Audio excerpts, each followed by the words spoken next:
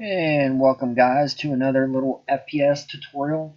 Now this video is going to be a smaller video because I've got a lot of changes that I like to make into this kit, but the problem is it's a huge amount, and I don't want to make videos for you guys that's like hours upon hours long. Like I could easily come up with like about 3 videos for this explaining everything and stuff like that, but it would be too long, and I don't think people would appreciate that long. So I parsed it out to several smaller type videos. That way it's easier for you guys to like manage which one you're at and things of that nature.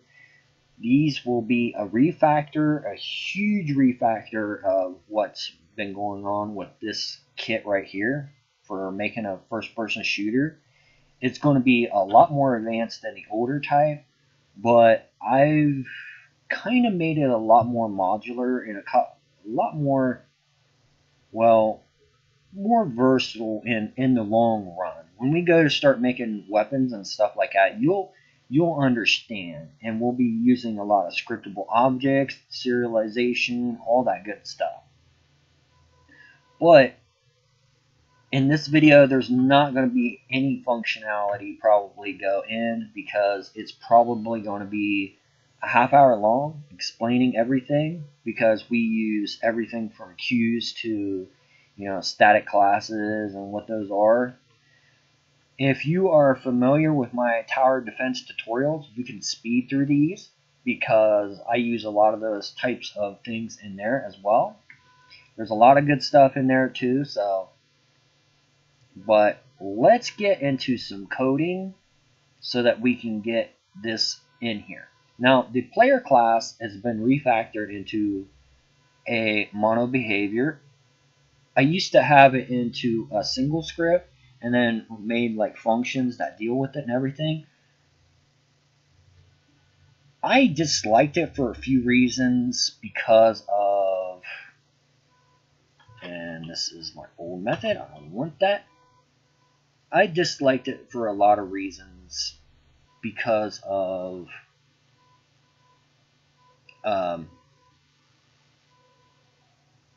well, because of one reason is, if you guys don't like this player class right here and you wanted, because this is just a basic one anyway, if you guys wanted to swap it to rigid bodies or anything like that, you couldn't because I integrated it so much, and it was remarkably dumb.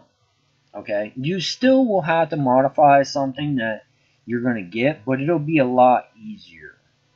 Okay, because my inputs is coming straight from a class. Oh, let's actually make this the same here. Okay. Oh, then I have to change this one and this one. Okay, and this is pretty much a basic thing. Transform.direction, speed, and then I got inputs, which we will talk about in a little bit. Controller, jump, and these are all privately owned besides this one. And this one shouldn't. This one should be the same way. We don't really need to see this in the inspector or anything because it gets calculated at runtime. It would be kind of dumb to see it, and it would clog up our inspector anyway. Okay, most of it's all on regular mono behavior. Okay, now this input right here, this.get input, we will talk about this right now. Okay, this is a static class that's for extension methods, and it extends mono behavior because I want it to go into my input data.inputs and check if it's not null and return the inputs. Okay, so basically anywhere in the game, if I have this right here, which is all our inputs, it's a mono, so it can be attached to a game object anywhere in the scene. Okay, we have input data equals this. Now what input data is is just exactly that, just a data layer, okay? And it drives and keeps a static reference because it's static every which way to the input. So we basically make a static class that holds that specific thing, input thing. Now later on we could have a bunch of other things like public key code jump equals key code dot space, okay? And it's going to happen. It's a lot further down the road, and I want you guys to understand the basics first, okay? Because it actually makes a huge difference, and it makes it a lot easier to explain in baby steps versus me sitting here talking to you for like 20 minutes about one script, okay? Now, the extension method, if that variable is not full, if it's not filled in yet, then we use this else statement. And we go player inputs, which is the class, t equals monoBehavior dot find object of type, and we look for that object. This will work on, because it drives from mono, any script can use this right here because it drives from mono behavior. If it's not a mono behavior, it will not be accessible. So if we are in some pure class, like pure C class, that doesn't drive from mono, so this is deleted like this, then we don't have access to this extension method, okay?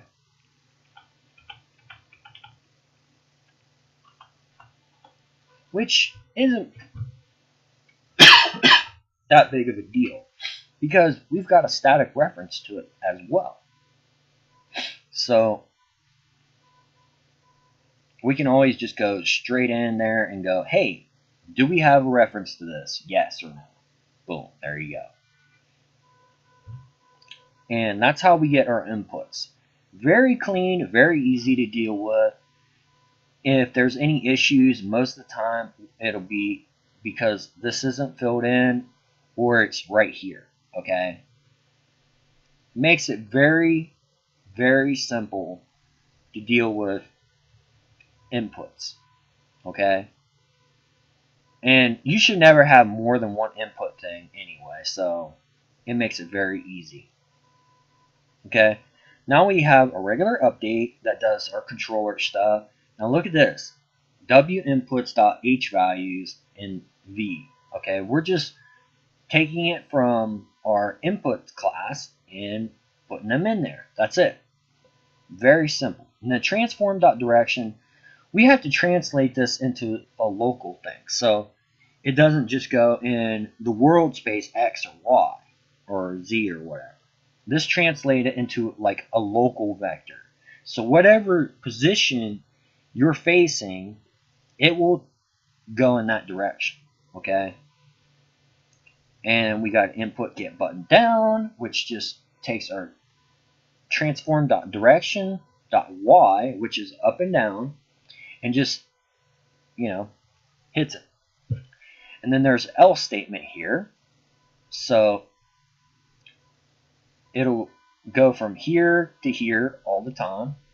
Well, actually, if it's not grounded, it'll do this. Okay. And that's the player run, jump, and stuff like that.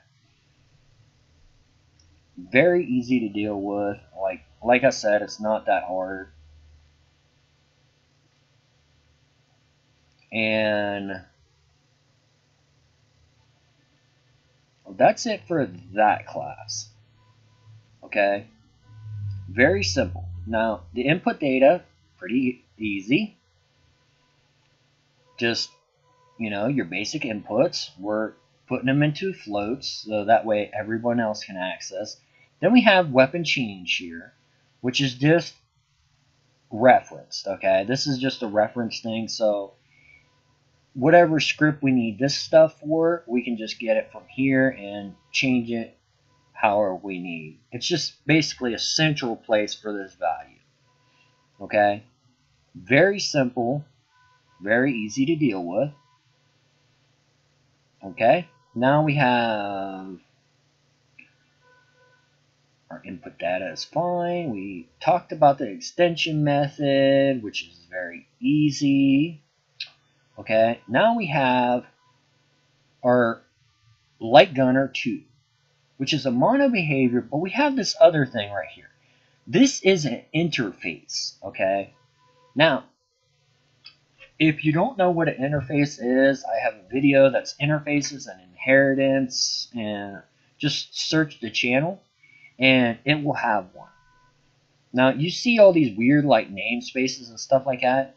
This is just conventional stuff, so that way when I'm typing, I don't have every God knows class come up when I hit W or Z or P. Okay, it keeps it kind of clean in that area. Other than that, it serves no purpose. Now, Weapon Master on the interface. Well, we know that we're going to have weapons that do this and changing. Changing our weapons is changing. That's the function that we call. So I made this specifically a interface so that we don't have to inherit from any goulash garbage. Okay, we can write 100 different scripts and just do different things. Okay, no inheritance, no nothing, just two simple functions that we're going to have in. Okay, weapon, which does one thing, and then changing, that does stuff. Now you'll see this hasn't changed much when it comes to changing, but we got our weapon transform, an index for what weapon child we're in, a reference to our inputs, and the gun. Okay, we already hit the weapon change, so let's not mess with that. Oh, and look, the namespace, I can delete this and everything, and it'll be fine. Okay, but I use it just to keep other stuff from clogging up my right clicky. Okay, when I'm trying to write code. Now inputs, we already discussed get inputs, the extension method. Now there's weapon handler dot weapon queue dot count. This is a queue, okay, which is very easy, and we have a weapon type. Okay, weapon type is very easy. It's another little class. All it does is hold strings and integer. Okay, and my weapon loading, I put a namespace so that when I'm in like a player class, I don't have access to this kind of stuff because it doesn't need to be there. I don't need it to show up. So when I go my player, I don't have my player, my weapon, my class, a whole bunch of M's. Okay, this will keep it from popping up. Makes it really nice. Trust me, you're gonna like it. Okay, so this queue right here is just a regular static public queue. Okay, we want this publicly accessible because we're going to be interacting with this with menus and other stuff. Because if we're in a menu and we want to change a weapon from a certain, let's say we want to go from a 9mm pistol of some kind to a Desert Eagle. Well, it's going to throw it in the queue, and the queue doesn't care what it is. It's just going to run it. Okay, when we have this guy alive. Okay, so basically, when our person is alive and the queue is greater than 0, it's going to pull out a weapon type. This is a variable for it.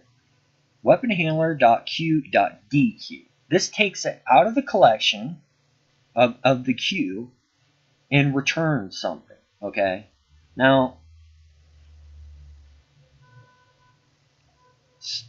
we have an object because this returns to here. So all we have to do is call weapon type and then name. Okay, I know there's a lot of types there and everything, and it's kind of weird looking. I'll probably do some other type of name convention, but actually we'll do that now.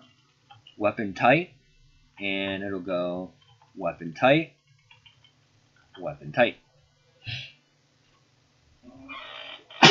Ow. So, there you go. Ow. Gonna have the sneezing contest here or something. Now, we have stuff in the queue and instantiates it, but we need weapon changing, right? We need to change our weapons and everything else, which means we will need input functionality, okay? So this is the only class right here that should be changing weapons. That's why this exists right here, okay? And it doesn't exist in the input class, because the input class should not have access to the weapon class, okay? It shouldn't. It doesn't care when you're changing weapons and everything else. It just needs a variable, right? That you're doing this. So if input get button down dot tab, we go into our inputs and go into the variable, and it's true. Okay, then we hit change. Okay, and what change does, actually, we shouldn't be putting this. I got some double up code. We call it change, okay? And yes, that would be right. We call change. And what change does is it goes down here and it puts the weapon changing to true. Well, if it's already true, then it just returns. We can't spam it or nothing silly like that. And then it changes the variable. And if the gun is not null, then we do this loop stuff right here.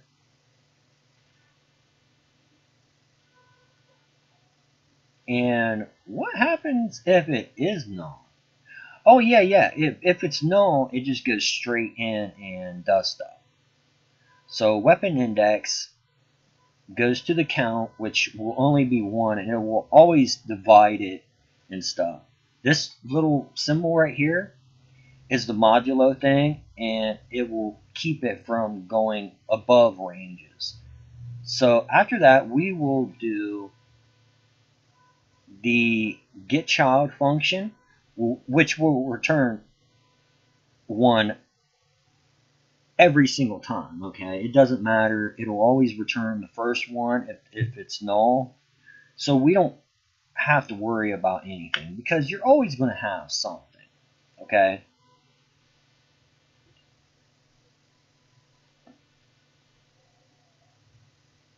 And change isn't called yet, is it?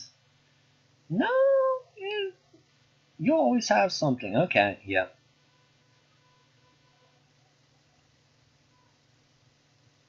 Yeah, that's pretty. And this weapon.close is part of the old script to call a function and weapon actions, but it doesn't exist right now.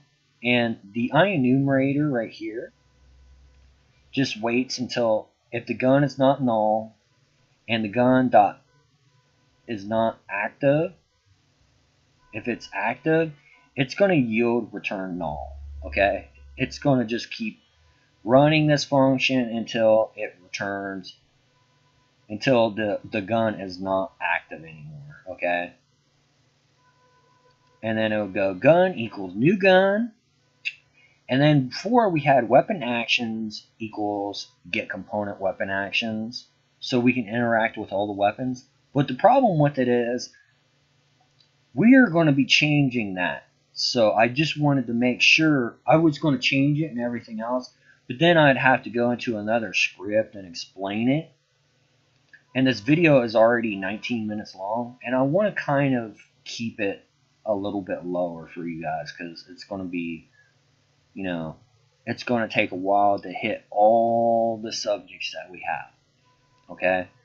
And because this is an enumerator, it always has to have some type of yield statement in it. Okay? Now, inputs.weapon change equals false. Because it already done everything, so we change the variable to false. And this end region right here is just for changing. Okay? And whereas right here, so you can do this. Okay? It makes it very easy to work with and stuff. But this is going to have some changes in it and stuff. Because I have a feeling there's going to be some bugs in it and stuff. And I'm pretty sure there is because I'm pretty positive I fixed a few things in my... Because I'm so far ahead of you guys.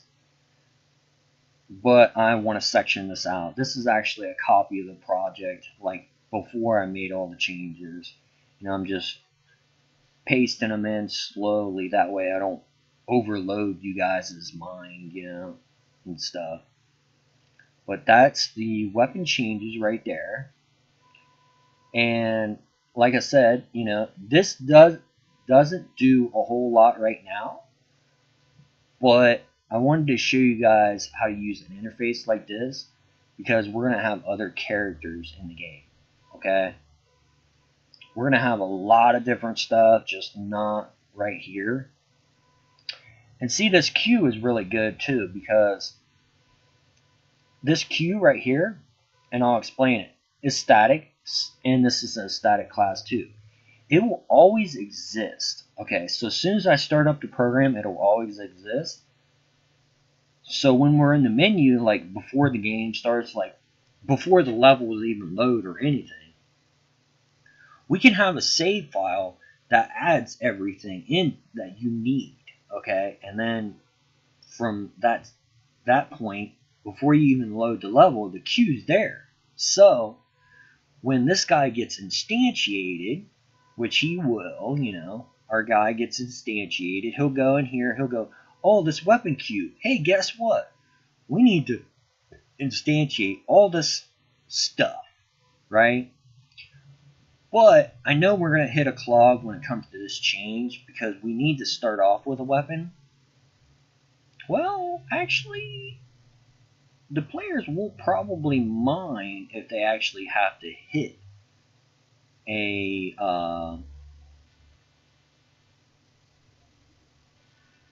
button to pull out their weapon right in the beginning of the game. They probably won't mind it so much. But I could be lying to you, so you know, we'll figure something out, I promise. Now this weapon handler thing, this is really nice right here because this is a static class, and because of the different types of classes that we're going to have, we can use a static function for the weapons for the loading type and pass in the class right here. Now, because I pass in this class, this is specific. This function, when I call it and I pass this class, will be specific to this. So we can customize the crap out of Light Gunner 2's spawn the weapon stuff. Okay? Does it reject it? Does it do this? Does it do that? It's going to be so freaking nice. It's going to be pathetic. I mean, really, it's going to be. Because we can do switch statements that are really small. We can do a lot of customization. That's one reason why I went to this.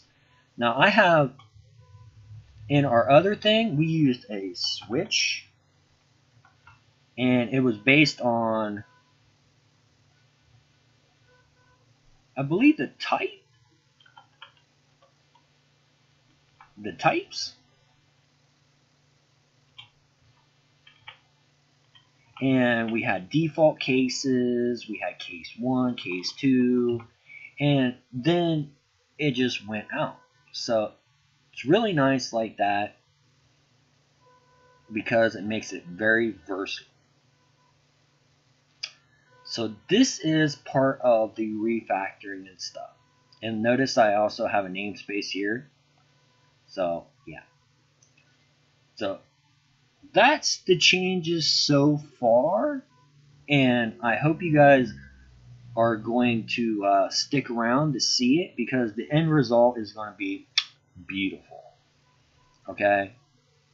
But like I said, I don't want you guys to sit here for like God amount of time. So I'm going to stop the video right here and make another video, so that way you guys can, you guys have time and a lot of space and things like that. So take care, guys, and the videos will be coming out. I'm going to be freeing up a lot of time pretty soon for a lot of this stuff too.